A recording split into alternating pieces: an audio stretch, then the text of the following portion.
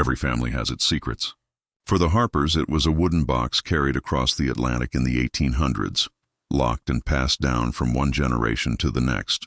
The rule was simple: never open it. When the last heir, Michael Harper, inherited the family home, he also inherited the box. What followed became one of Fairfax County's most disturbing unsolved cases.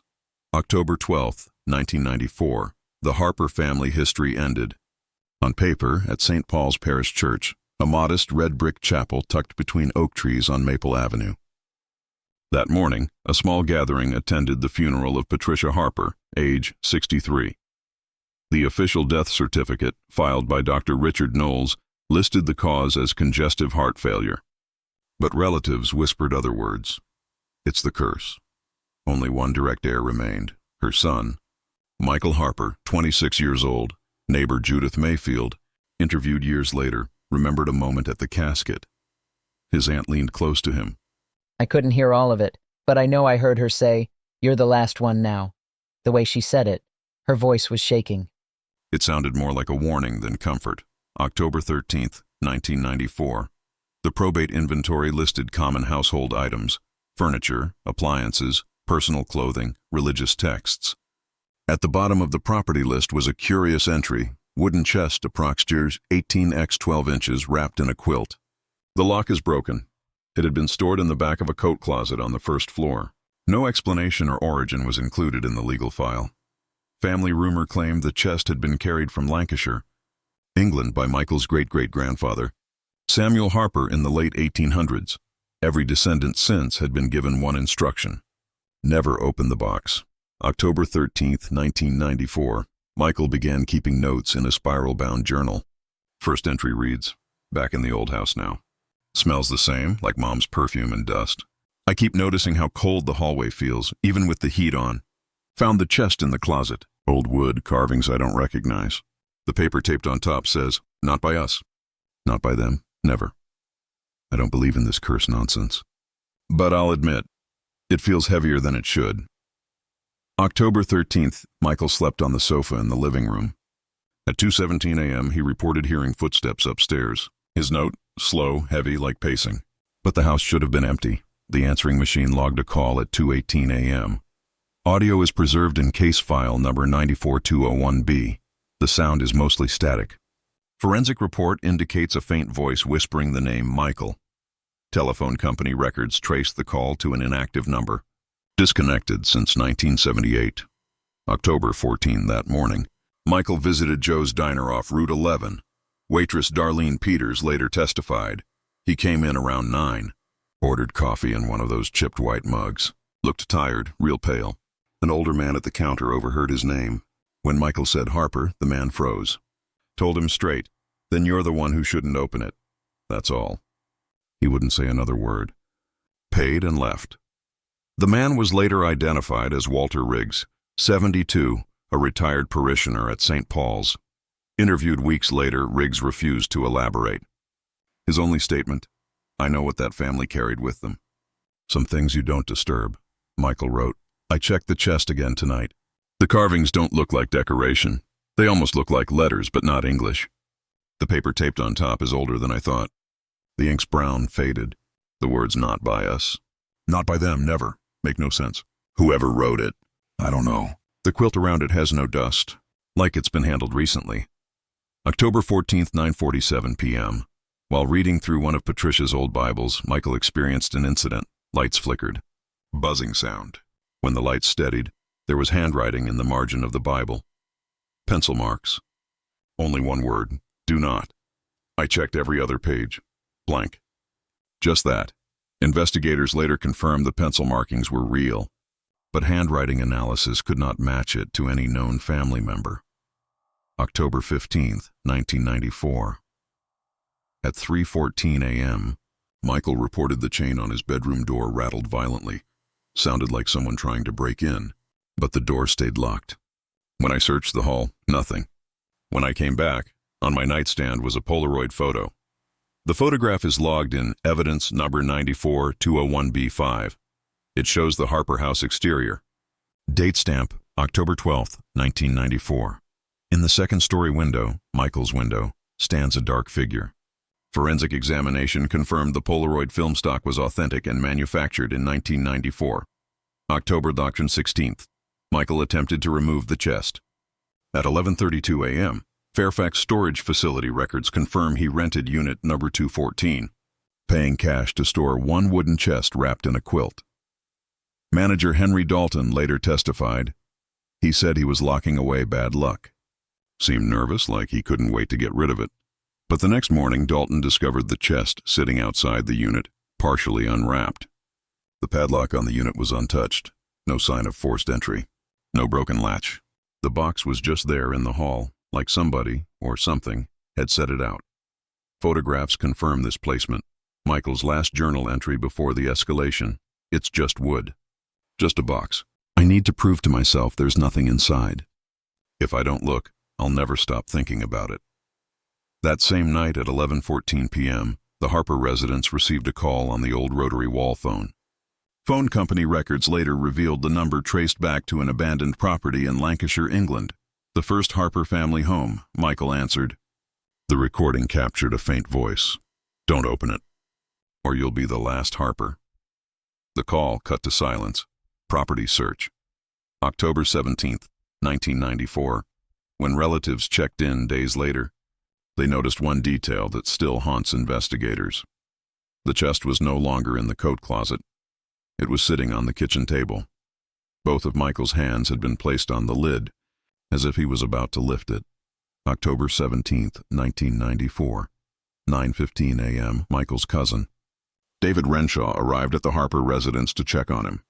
David's official statement to Fairfax investigators is preserved in file number 94201C. The front door was unlocked. Michael never left it that way. When I came inside, the first thing I noticed was the kitchen table. The box was sitting right there. He was standing over it, both his hands flat on the lid, eyes open, but he didn't look at me. It was like he didn't even hear me call his name. David shook Michael's shoulder. Michael blinked, whispered, "I almost did it," and then collapsed into a chair. October 17th. It doesn't matter where I put it. It comes back. Closet, storage, now the kitchen table. The box wants to be seen. I want it to be open. The calls keep coming. Always around 2 a.m. I don't even need to pick up anymore. The phone rings and rings until I hear the voice in the room with me. Incident log, October 18th, 1994. Neighbors on Sycamore. Lane filed 2 separate noise complaints. Mrs. Judith Mayfield told officers, "Around 3 in the morning, I saw lights going on and off in every room, like someone running from room to room flipping switches. Then a shadow at the upstairs window. But Michael's car wasn't in the driveway. He wasn't home." Power company logs confirm no electrical surges in the neighborhood that night. Michael's behavior, October 19th. Michael began frequenting St. Paul's Parish often late at night. Father Gregory Hale recorded in parish notes. He requested access to the baptismal register, claiming he needed to trace his lineage back to the 1800s. When I asked why, he said only, "The curse chooses the last born. I need to know if I really am the last." His hands shook the entire time. He carried that journal everywhere. I saw him sketching symbols from the box into its margins. Father Hale later recalled Michael attempting to sleep in the church basement. The priest allowed it once, but by the next night Michael was turned away. Evidence Polaroids. On October 19th, Michael delivered an envelope to Officer Lydia Ramirez, a family friend. Inside were 6 Polaroids. They're preserved in evidence number 94201C7, Harper kitchen at night, lights off. The box visible on the table. Same angle, seconds later. Now a blurred figure in the corner. Stairwell shot, dark. A pale hand clutching the banister. Michael's own bedroom mirror. His reflection is absent. The box lid is slightly ajar. Michael swore he never opened it. A close-up. The carvings glowing faintly, as if lit from within. Forensics concluded the images had not been tampered with. October 20th, the motel. At 11:32 p.m., Michael checked into room 6 at Fairview Motel off Route 11. Manager Charles Denton recalled, he didn't bring luggage. Just a backpack and something wrapped in a blanket, paid cash. He kept asking if the phone in the room worked. Housekeeping later found the blanket. Inside, not the box, but a Bible, with half its pages missing. I thought I left it at the house. I swear I did, But when I pulled the blanket open, it wasn't the chest, it was the Bible. Pages ripped out. The phone in the room rang at 2:03 a.m. I didn't answer. This time the voice came from under the bed. Same words, don't open it, or you'll be the last, Harper. October 21st, Michael returned to the Harper residence. Neighbors reported he carried nothing in his hands, yet when he entered, the front blinds shifted as though something large moved across the living room. Later that night, 911 dispatch received a call from Michael at 3:11 a.m. Transcript excerpt, call log, NAR 2194, dispatcher, Fairfax 911, what is your emergency? Michael, and whispering, it's moving on its own. Dispatcher, sir, what's moving? Michael, the box. It's in the hall now. It doesn't stay where I put it. I can hear, inside. Dispatcher, sir, do not approach. Officers are on their way, Michael. Too late. It knows I'm the last. By the time officers arrived at 3:26 a.m., the house was silent. They found Michael on the porch holding his journal.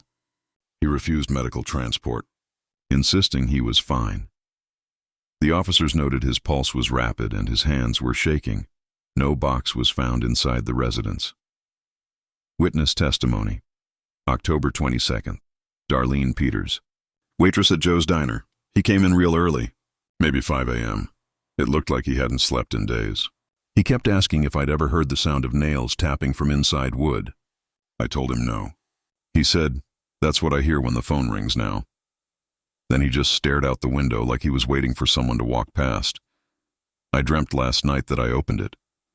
Inside weren't objects. It was a hand, pale, long fingers. It reached up. When I woke, the box was at the foot of my bed. I locked every door. Doesn't matter. It follows me. At St. Paul's, Michael confronted Father Hale during evening mass. Several parishioners overheard. He was shouting, tell me what my family did. Tell me why we're cursed.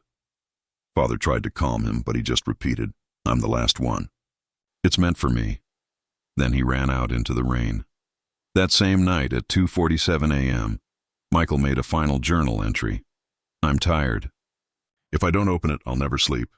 If I do, maybe this ends. I don't know if it's meant to punish or protect. Either way, I'll know by tomorrow. October 24th, 1994. At 8:12 a.m., Cousin David returned to the Harper house. The kitchen table once again held the chest. Michael was gone. The journal lay open beside the box. Final page, it's waiting for me. If I don't come back, don't touch it. Burn the house. Burn everything. David contacted police immediately. Search teams combed Fairfax County woods for 3 days. Michael Harper was never found. No fingerprints other than Michael's were found on the box. The box remained sealed, stored under county evidence protection since 1994. Paranormal investigators requested access. County officials denied all petitions. As of 2025, Michael Harper is still listed as a missing person, presumed deceased. October 24th, 1994. 11:30 a.m. After Michael's disappearance, the Harper residence on Sycamore Lane was sealed as an active scene.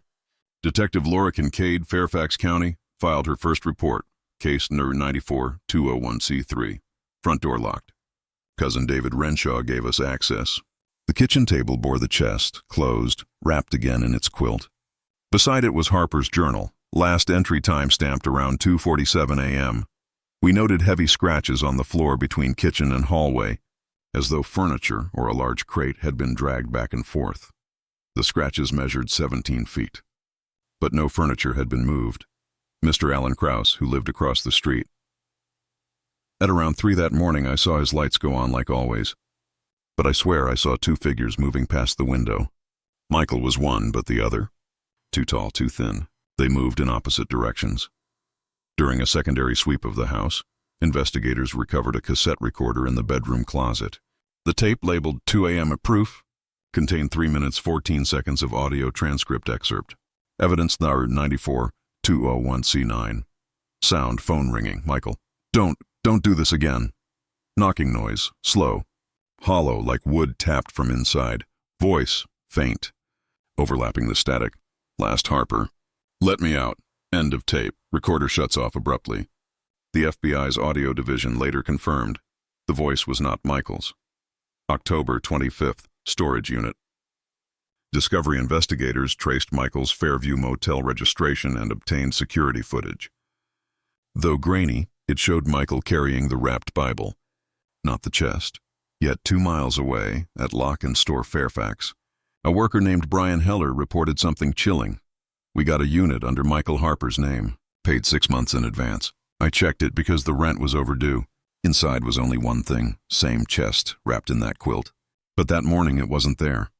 Just drag marks on the concrete leading to the wall, like it had been pulled straight through. Security footage confirmed no one entered the unit overnight. On October 26th, Detective Kincaid received an envelope, postmarked Alexandria. Our inside was a torn sheet from Michael's journal. Handwriting verified. I tried to leave it. Every time I walk away, I find it again. Motel, church, storage, doesn't matter. It follows. Father Hale knows more.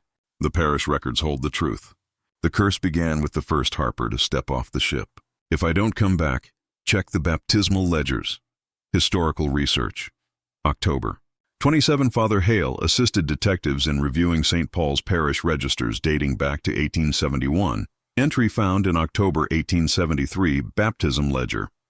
Child baptized, Jonathan Harper, son of Thomas and Eleanor Harper. Parents recently arrived aboard the Wexford, Dublin to Norfolk. August 1873. Note in margin, marked by the box. Warned never to open. Additional notes suggested every Harper baptism record carried a small cross mark in the margin. But Michael Harper's record, dated 1970, bore 2 crosses. Father Hale admitted, "I don't know who marked it. Those records were kept long before my time, but I can tell you this. It's as if someone wanted future priests to remember." October 28th.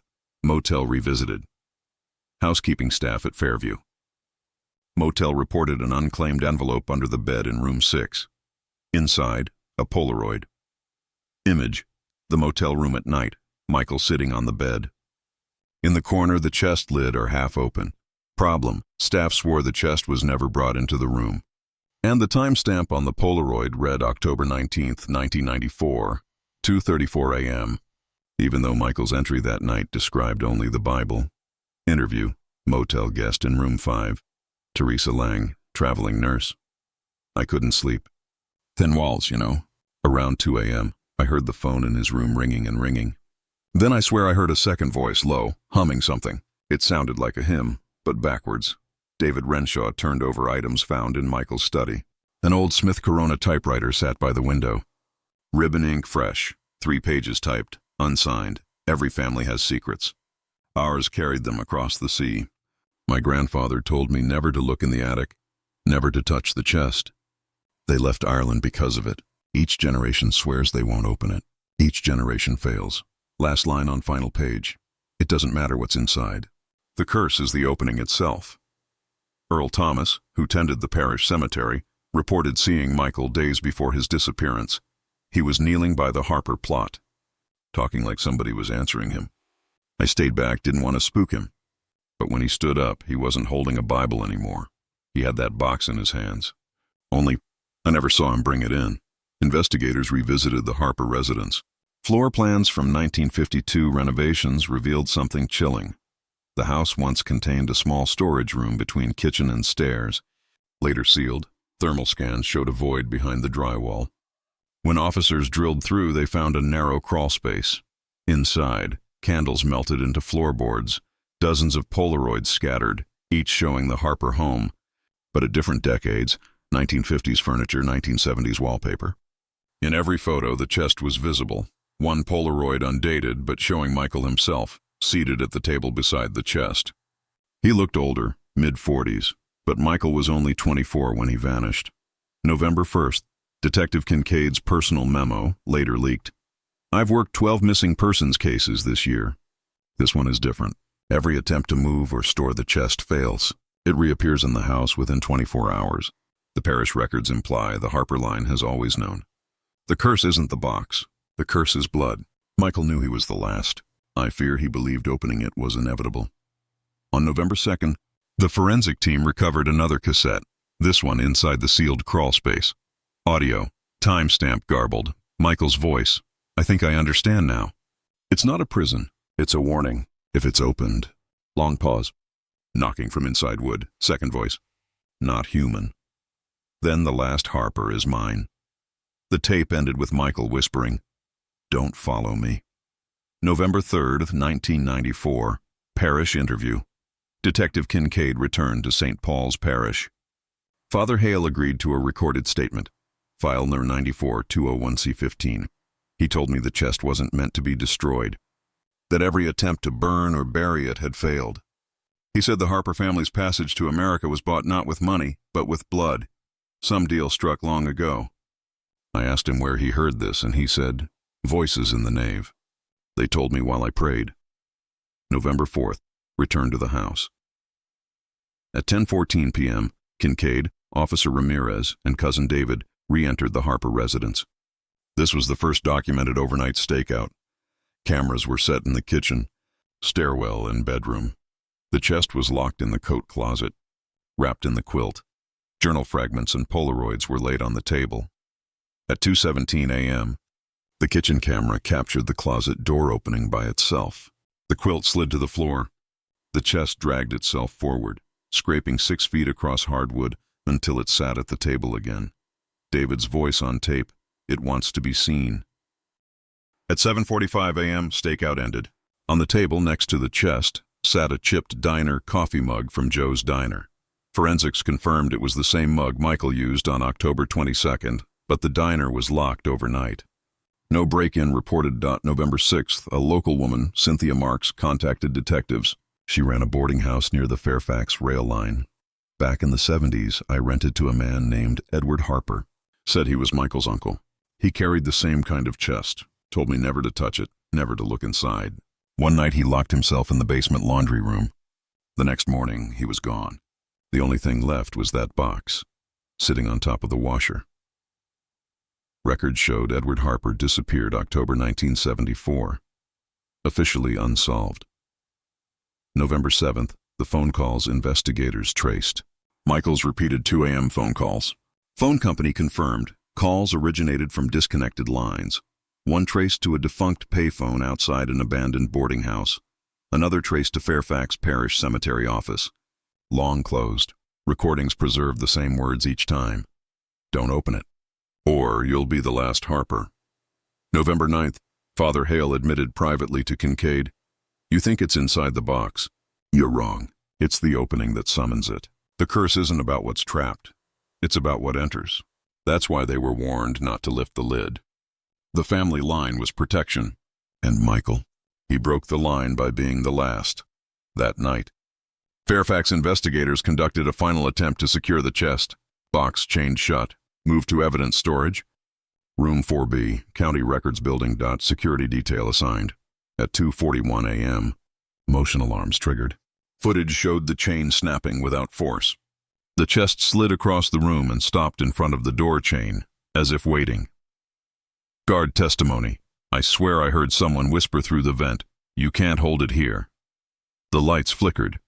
When I looked back, the box was gone." The next morning, it was found back in the Harper residence kitchen. November 12th, David insisted investigators search deeper. A crawlspace in the basement laundry revealed an old wooden wardrobe, sealed shut with rusted nails. Inside, typewritten pages. Dated 1923, signed by Thomas Harper, Jr. One Polaroid. Impossible, since Polaroid film wasn't available until 1948. Yet the photo depicted Thomas Harper, Jr. holding the chest. The words scrawled across the wardrobe wall, "Not the box." The blood. Detective Kincaid, Father Hale, Officer Ramirez, and David assembled in the Harper house one last time. A cassette recorder documented the encounter. Transcript excerpt. Evidence number 94-201C19. Hale, "We cannot destroy it. We can only refuse to open it." Ramirez, "Then why does it keep coming back?" Sound. Wood scraping across floor. Kincaid, "It's moving again." "Stay back." David, crying, "Michael, if you're here, just show us." Sound. Knocking from inside chest. 3 taps. Voice, not identified. "Last Harper, time." At that moment, the lid shifted, just an inch. Enough for a draft of cold air to flood the room. Cameras blurred, audio spiked. The tape ended abruptly. Kincaid's official report. The chest could not be secured. The attempt to chain, relocate, or conceal it has failed. The family curse is no longer rumor but documented fact. Forensic anomalies include Polaroids dated before their invention, phone calls traced to disconnected lines, and audio evidence of non-human vocalization. Harper is still missing. I believe he is either contained within or bound to this object. Father Hale withdrew from parish duties, citing illness. David Renshaw checked into a Fairfax motel and refused to return to the house. Officer Ramirez requested reassignment. The chest remained in the Harper residence kitchen. On the night of November 16, 1994, neighbors reported a final disturbance. The sound of Michael's voice calling from inside the house, repeating the same phrase, "Don't open it, don't open it, don't open it." But when police entered, the house was empty. Only the box sat waiting, its lid slightly ajar. November 17, 1994, incident report. At 2:34 a.m., 3 separate 911 calls were made by neighbors of the Harper residence. Each call described flickering lights across the entire street, the sound of a man screaming from inside the Harper kitchen, a shadow, taller than the house itself, moving across the windows. When patrol units arrived, the house appeared normal, but on entry, they found the chest sitting in the center of the kitchen floor. Its lid was open exactly 4 inches. Evidence, SURE 94, 201C22, the tape inside. The recorder left by Detective Kincaid, a new tape was discovered. Time-stamped between 1:57 a.m. and 2:21 a.m., transcript excerpt, Hale. The opening is widening. You hear it? The draft? Ramirez. No one's touching it, and it's lifting. Sound, heavy breathing, microphone distortion. Kincaid. David, step back. Whatever it wants, don't answer it. Voice, low, gravel. Blood keeps it shut. Blood lost sets it free. David. Michael? God, is that you? Loud crash, wood splintering. Multiple voices shouting. Voice, female, crying. I never left, David. End of recording. Tape damaged. November 18th. The survivor statement. Only one man gave a statement the next day. Officer Ramirez. In hospital interview. It wasn't just voices. When the lid opened, there was space inside. Not wood, not darkness. Something deeper, like a hole into somewhere else. And Michael was there, or a piece of him. His hand came up, pale, reaching out. But behind him were others. Faces pressed against him, hundreds of them, whispering. They weren't all Harpers. They were strangers. Dead strangers. In the wreckage of the Harper basement closet, detectives discovered a small leather ledger, water-damaged but legible. Entries dated back to 1721, naming dozens of Harpers with symbols beside each death. Every 3rd generation, a blood mark was recorded. Some with the word, kept shut. The last entry read, Michael, 1994, last, gate opens. Father Hale resigned his post and left town. Before leaving, he mailed Detective Kincaid a letter included in file archives. You believe this is a haunting. It is not. The box is a threshold, an agreement made by the first Harper to spare his line. In exchange, the chest must remain closed, blood fed by each generation's end. But Michael is the last. No more blood, which means no more locks. You cannot burn a gate. You cannot bury a door. You can only decide who walks through it. By this date, 3 more disappearances were linked to the Harper case. Utility worker repairing lines near the Harper property. A neighbor's teenage son who broke into the house on a dare. A mail courier whose van was found idling outside. Door open, engine running. Inside the Harper kitchen, police discovered 3 new Polaroids stacked on the chest. Each photo depicted one of the missing persons, their faces blurred into streaks. Detective Kincaid authorized one last attempt to contain the object. The chest was loaded into a police van at 9:14 p.m., transported to a stone quarry outside. Fairfax sealed inside a concrete vault, reinforced with rebar. During the sealing, workmen reported the sound of knuckles rapping from inside the chest. 3 slow taps. By dawn, the vault was filled and padlocked. 2 days later, the Harper residence alarm triggered at 2 a.m. Patrol arrived to find the chest once again in the kitchen. Concrete dust across the floor. The vault at the quarry cracked open from the inside. Walls bowed outward. Inside the vault, nothing. David Renshaw resurfaced at a motel, incoherent, holding a single Polaroid. The photo showed Michael standing inside the chest, smiling faintly. with blackness swallowing his body below the chest line. Scrawled on the back, "I opened it so you won't have to. But it isn't me they want. It's the last, and I am not the last." Investigators realized with dread, the curse didn't demand Michael. It demanded the final bloodline link, David December. One, Detective Kincaid, Father Hale, returning briefly, and Ramirez joined David at the Harper home to face the chest one last time. Cassette evidence, your 94-201C25 records the encounter. Kincaid, "David, if you don't open it, the line ends." "Maybe that's enough." Hale, "No, if it ends, the gate has no key. It will stay open forever. Only blood closes it." David, "Then it was never about Michael, it's me." "I'm the hinge." Sound, chain snapping, wood creaking, voice, chorus of hundreds. Blood closes. "Last Harper." David, "Then take me." Prolonged silence.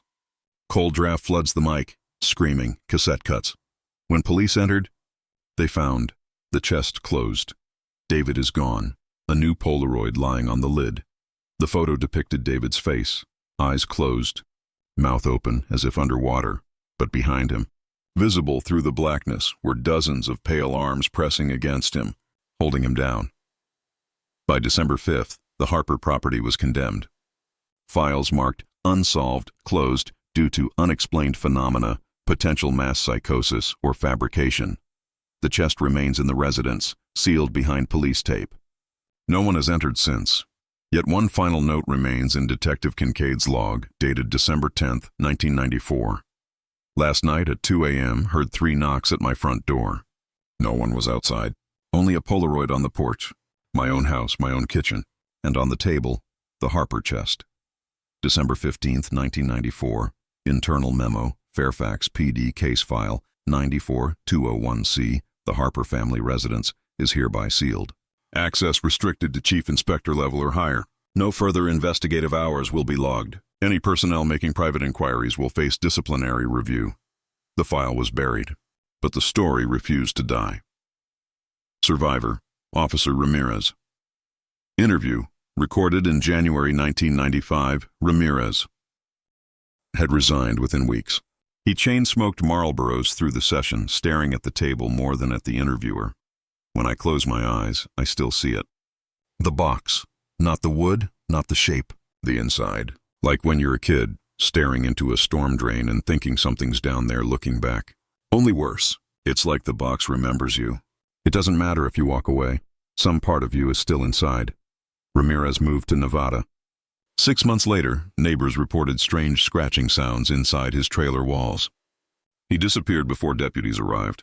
His trailer contained only one object, a Polaroid of the Harper chest sitting in his kitchenette. Father Hale, exile. Father James Hale relocated to a small parish in Maine. He stopped using his last name, went only by Father James. A letter found in his rectory after his death in 1997 contained this chilling line: "We thought it was a curse on the Harpers, but it was never a family curse. The Harpers were guardians. The curse is on the box, and it waits for the next keeper." Detective Kincaid, Descent. Detective Ellen Kincaid was the last official custodian of the Harper file. By March 1995, she had developed an obsession with the Polaroids. Her colleagues described her staring at them for hours, tracing the blurred faces, whispering names of the missing. In her apartment, police later found a corkboard covered in maps, Polaroids, cassette tapes, and biblical passages. One photo was pinned at the center, the Harper chest in her own kitchen, scrawled beneath it, "If it moves, it's mine now." March 23, 1995, Kincaid left one last cassette, labeled simply 94-201C, end. Transcript excerpt. Sound, door creaking. Echo of empty house. Kincaid, "I came back. They told me not to, but it's still here. Sitting where it always does. Waiting. Long pause. Breathing. Kincaid, "The lid's moving. I'm not touching it. Something's inside. Distortion, static." Then a man's voice. Michael Harper. Voice, "You have to keep it shut. Please, don't let them out." Kincaid, "Michael? Where are you?" Voice, "I'm already gone." But they're not. They're never gone. Sudden loud knock, 3 times. Kincaid, "Who's there?" Chorus of voices, Dozens, male, female, young, old. We are. Tape ends abruptly. No one saw Kincaid again. Her car remained parked outside the Harper residence, keys in the ignition. By 1996, locals in Fairfax avoided Harper Street entirely. Children dared each other to run past the boarded-up house, but most refused. Delivery companies stopped servicing addresses on that block. Churches in the county quietly discouraged mention of the Harper family during sermons. The property remains condemned, windows blackened, police tape long since faded. Yet utility workers report lights flickering inside at night. A storage unit in Richmond, Virginia, flagged for non-payment, was auctioned. Inside, bidders discovered a box of police evidence tagged to the Harper case: cassette tapes, Polaroids, the ledger. Within 2 weeks, the 3 winning bidders vanished. Their vehicles were found abandoned on I-64, doors open, engines still running. The only item recovered was a Polaroid on the passenger seat of one car, the Harper chest. The image was new. The angle showed the chest placed in a motel room, bedspread floral. Clock radio blinking 12:00. David Renshaw was officially declared dead in 1996, though his body was never recovered.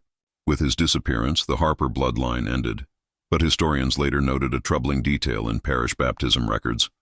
David had fathered a daughter in 1989, given up for adoption. Her surname was changed. The last Harper lived on, 2004. A small TV crew attempted to film a paranormal documentary at the Harper house. Only one member returned, incoherent, babbling about faces in the walls. The raw footage was seized. What little leaked shows only static, then a still frame. The chest sitting in a coat closet, door chain dangling. In 2010, an anonymous file was mailed to the Fairfax County Historical Society. It contained a Polaroid of the Harper chest, now sitting in what appears to be a suburban laundry basement. A cassette tape marked with the date March 10, 2010. The tape, once digitized, contained a single sentence whispered in dozens of voices. The last one hasn't opened it yet. The Harper case has been studied by folklorists, criminologists, and paranormal investigators. No rational explanation accounts for the physical evidence, the photographs, the tapes, the missing persons. If the ledger was correct, the chest should have sealed forever with the last Harper's sacrifice. But David's lost daughter complicates everything, and if she has inherited the bloodline, then the curse is not over. The box is only waiting, a suburban street in Ohio. A woman returns from work, carrying groceries. On her porch sits an unmarked package. She cuts the tape. Inside, wrapped in yellowed newspaper, is a wooden chest. Her young son asks, "Mom, what's that knocking sound?" 3 slow knocks echo from inside the box. The end.